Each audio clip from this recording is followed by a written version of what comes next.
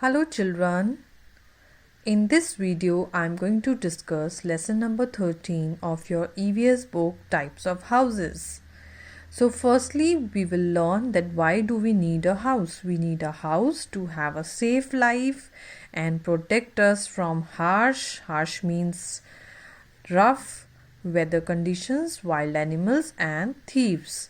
So the types of houses are dependent on the materials which are used to build different types of houses.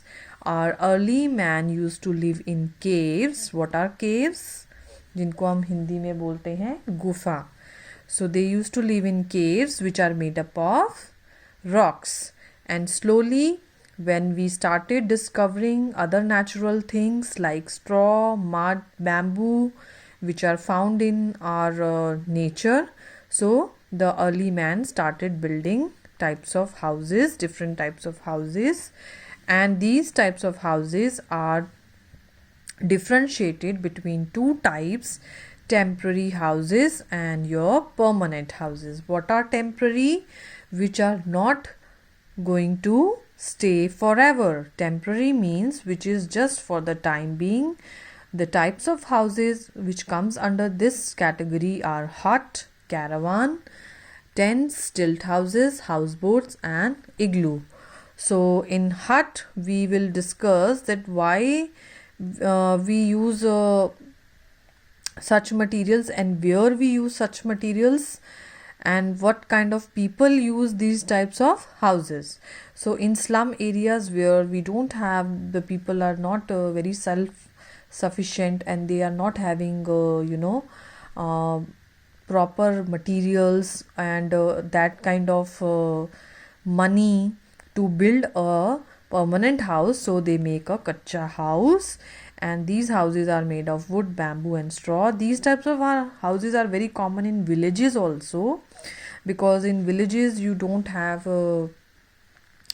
sometimes you don't have proper material, and sometimes you don't have that type of expenditure to spend on houses, so that's why we use such materials.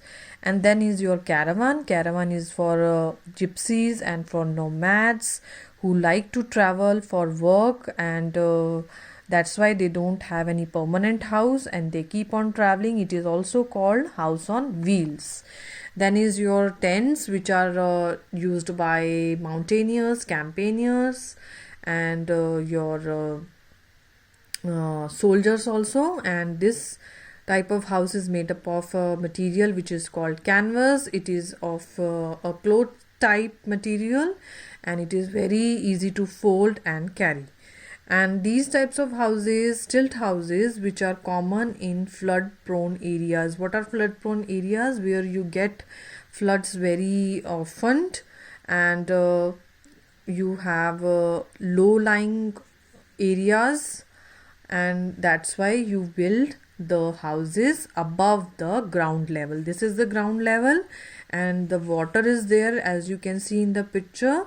So whenever heavy rainfall occurs, then these areas gets drowned. So that's why we have to build the house above the ground level with the help of wooden posts. These legs are called wooden posts. Then you have houseboats. They are very common in the areas like Kerala and your Kashmir, where you have Dal Lake, and in Kerala you have backwaters. The flow of the water is not very high, so that's why it is easy to have a houseboat to where which can easily float on the water. So it is sort of a what? It is a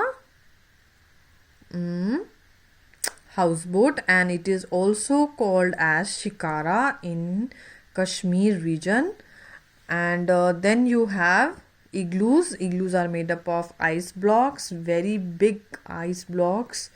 They are mainly used by people who are living in Arctic regions where we have snowfall and very less temperature throughout the year. Minus degree temperature is there. So they are, the people who live in igloos are called Eskimos. Then you have small description of permanent houses.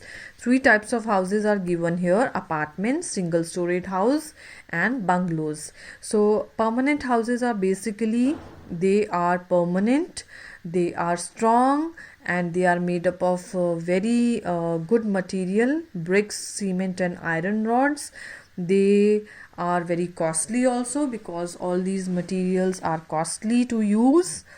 And apartments are your multi-story also, like you have in big cities like Delhi, Mumbai. Single story houses, small towns and villages, and towns and cities like us, we are also having single story houses here in Ambala. Bungalows are your very big houses with swimming pools, parks, and gardens.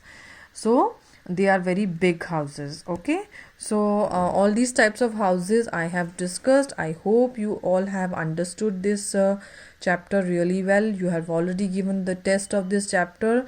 I hope you all revise it thoroughly again, and please read it whenever you prepare the chapter. You always should read these points also. They sum up the whole chapter. Okay, thank you.